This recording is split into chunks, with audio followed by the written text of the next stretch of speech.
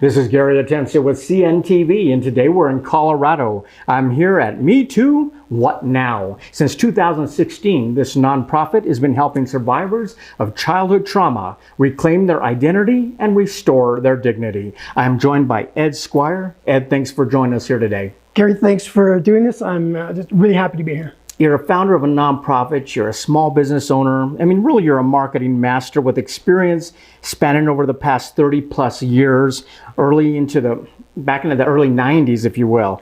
Currently, you're able to help business owners leverage the power of video marketing. Your passion is clearly helping people. Yet the root of that passion began for you far before your professional life. I mean, really the result of a childhood that you overcame. Share with us how this nonprofit came to be. You know what, Gary, it came to be totally by accident, and it wasn't because I wanted to suddenly do a good thing. In 2016, just before it started, I was contacted by a childhood friend of mine that lived on the same street. Her brother committed suicide when he was 25. And he was sexually abused by the same teacher that sexually abused myself and many other boys when we were in grade 4 and 5.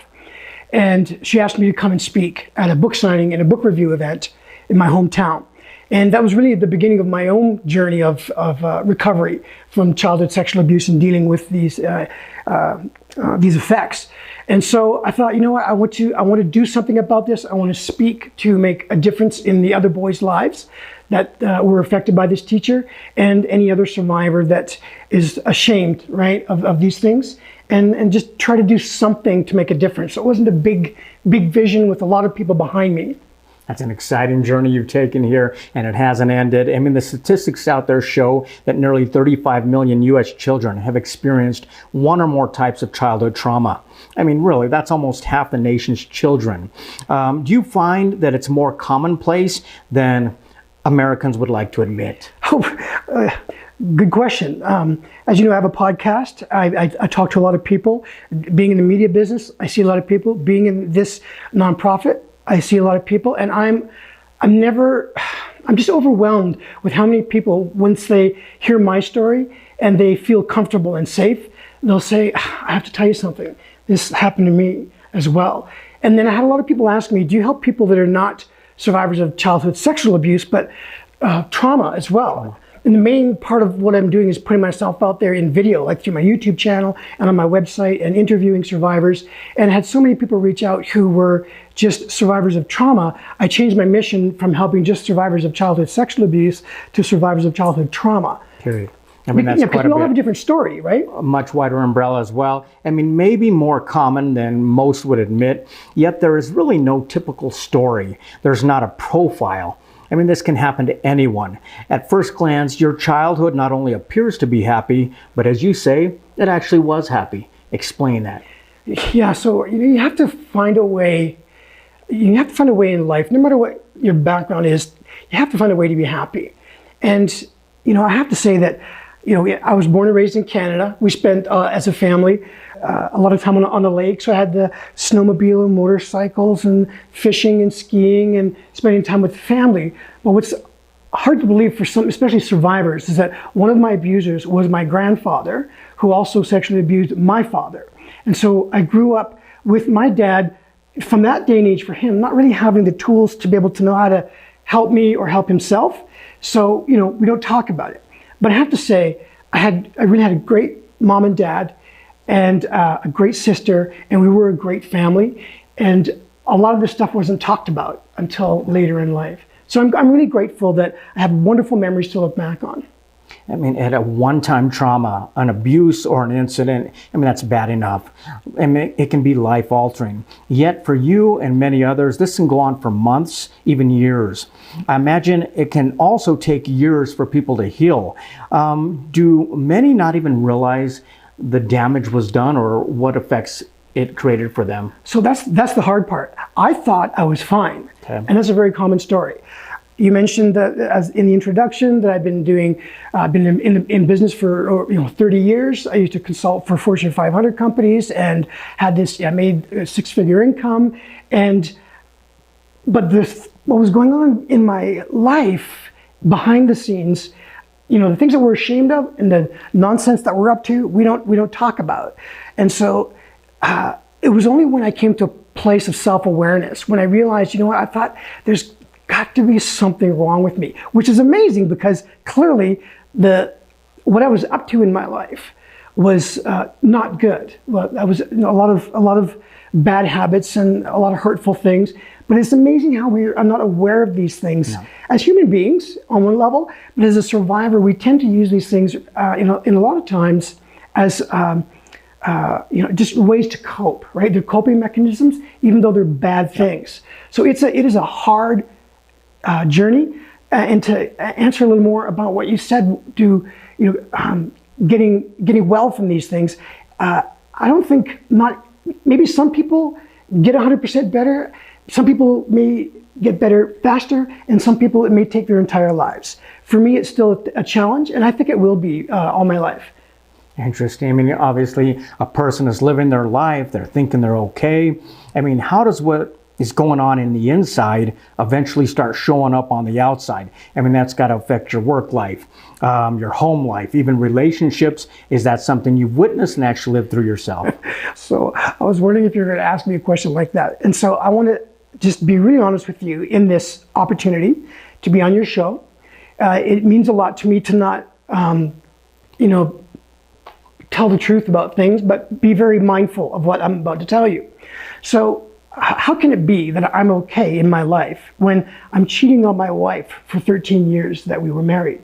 How can I make it when I'm drinking every night when I get off work? How can what is wrong with me when I have this massive explosion of anger on a client site in full view of clients and people that I work with? And so all of these things I tried to bury and hold down, and it was just being unaware that these things were affecting my life and that these are part of me for many, many years.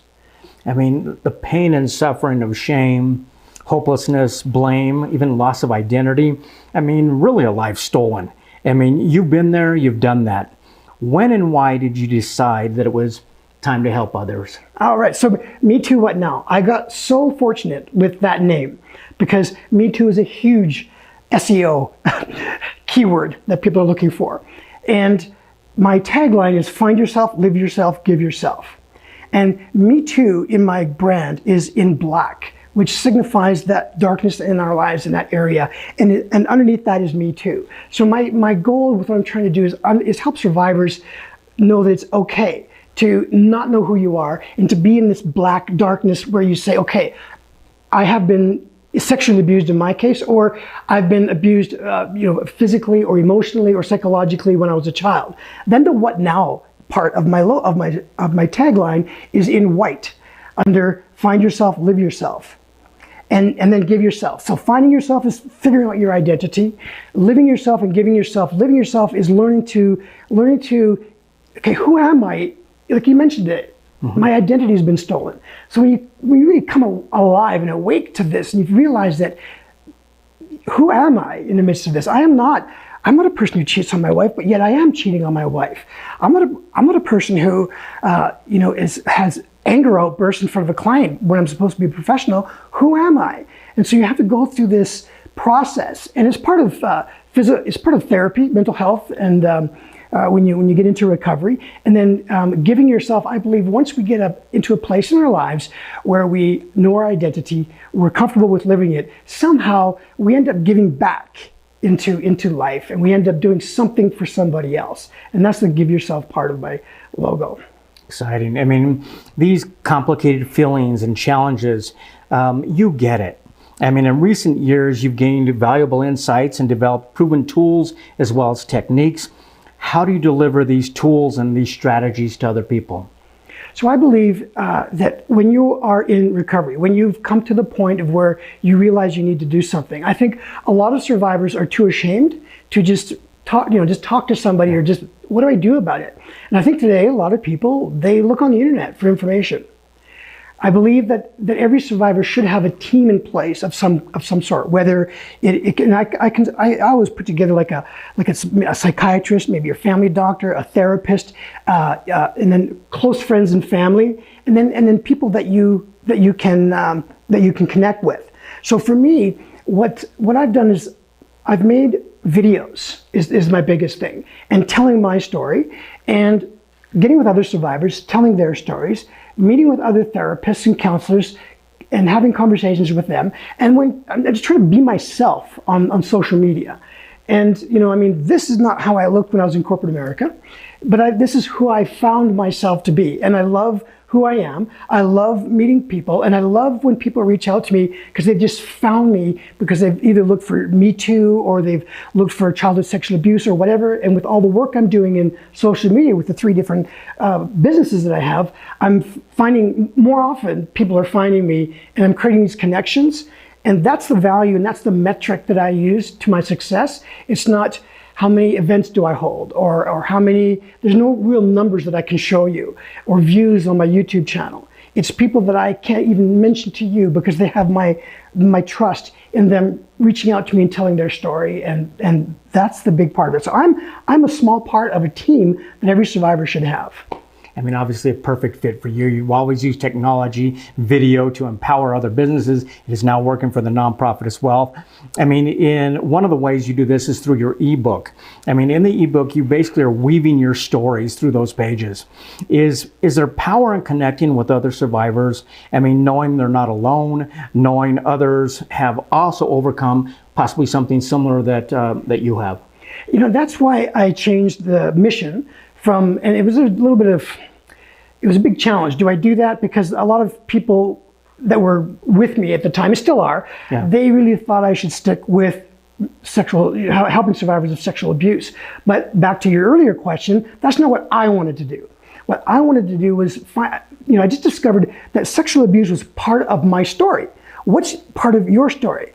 If you have trauma, like I have trauma, if you have PTSD or anxiety or bipolar or whatever your mental health issues that maybe been brought on because of childhood trauma, I want to hear your story. And I don't want, my website to be putting people aside who haven't been sexually abused, right? So that's the direction that I take. You're able to take people really through 5 stages of recovery. Before you can heal anything, first one must realize that there was a trauma. There was an abuse did in fact exist. How important is understanding the 6 types of childhood abuse as well as the 10 effects of that abuse? On the front end, is that important to get started? No, it's not. And that's the thing that I called my ebook The Ultimate Guide to Recovery. And I don't know if there really is such a thing, the ultimate, but for me, what makes it that way, and to answer your question, is first of all, understanding your story, you're not alone. And I'm glad you used that phrase, I'm not alone. And then what do I do? And this, what I call my life recovery team, is your professionals, your friends, your family, whatever you find maybe on the internet is part of your team. But at some point, I found for myself is understanding, okay, I've been diagnosed with complex post-traumatic stress disorder. What is that? How is that affecting me? I didn't even know I had bipolar. And I was diagnosed with other what are called comorbid disorders. Is this important? It was to me because it helped me understand why I was behaving the way I was. Then I began to pick up materials and books and study and go to counseling and recovery groups. And all of this information is what helped me get out of all of that and bring me to a place like this where I have health and healing and wholeness. So yeah, it is important, but at the right time in your journey. As a person navigates through whatever stage they're going through, in and itself, it can be very painful. I imagine just going through those stages, making sense of the past, making sense of memories they had, finding their identity, maybe even experiencing grief or mourning. What are the additional resources that you recommend as they journey through the process? Because obviously there's not one easy fix, and you provide a good base for people. What else do you recommend? So I have, on my bookshelf, a number of books that are, they're kind of like clinical recovery books. But when people ask me, I don't necessarily recommend those are at the top. Those would be good to go through when you have a therapist and you understand how that works. For me, and where I fit in helping a survivor recovery, when asked this kind of question, what should I do? What should I look at? What should I read? The best thing that I can recommend is finding other survivors that have experienced maybe what you have experienced, whether it's emotional abuse, physical abuse, psychological abuse, or sexual abuse. And and they've written their stories about it. And you can read their memoirs. That is the best place. Because Me Too What Now is all about telling your story. You don't need to do this, go on TV, right? You don't need to go on video, but you need to find someone to tell your story. So I'm not a therapist. I can't diagnose, can't recommend. But one thing I can do is encourage people to find a way to tell their story. And a really great way to do that is read memoirs from other people that have overcome. Ebooks, podcasts, video channels, social media, your speaking engagements. I mean, these are all resources for you to share your story. Well, like you said, what you realize that you want to share other stories as well. Do you almost feel it's a privilege to hear those stories? And while you're helping others, do you continue to help yourself? So that is what brings me the greatest joy in my life over anything. I was with some friends in Nashville a couple of weeks ago, and we were sharing our stories and what was the thing that gives us the most fulfillment in life. And that's what I told them. And I call it a metric that matters, because metrics to me, when it comes to business, when you just Google that, it talks about business statistics and information. The only metric that matters to me is when I have the privilege that somebody trusts me enough. Because we're all different. I'm different, you're different. Look at you, and look at you. You're a different guy, I'm a different guy. We all have our look and the way we are about ourselves. So when somebody connects with me, when somebody's in my audience, in my group, right, in my tribe as they call it, and they trust me, it's the greatest thing to have. I know the feeling it is when you tell someone for the first time. I've heard that so many times from people, and it is such a blessing to be able to hear someone's story. Yeah. We both enjoy sharing stories out there. Something that I was really attracted to your story about. I mean, as you help others to find their identity, power, and purpose. I mean, really coming from someone who understands when it's your trauma, it can be very complicated, to say the least. When you're able to see and hear some of these breakthroughs, does this continue to be rewarding for you? So that's a very good question. When I started Me Too What Now, it really was a part of my own personal recovery. So I work with my therapist and say, hey, you think this is a good idea? Should I start a nonprofit while I'm having such a hard time? So I can keep it small. It doesn't have to be a big thing. So yes, I didn't want to lose my, I just didn't want to lose my edge, so to speak, right? I wanted to be productive doing something instead of just thinking about recovery all the time. And so when I came up with Find Yourself, Live Yourself, Give Yourself, and then I came up with my podcast, Visible Kindness. It's all about knowing and loving yourself and how that affects how you interact and love other people.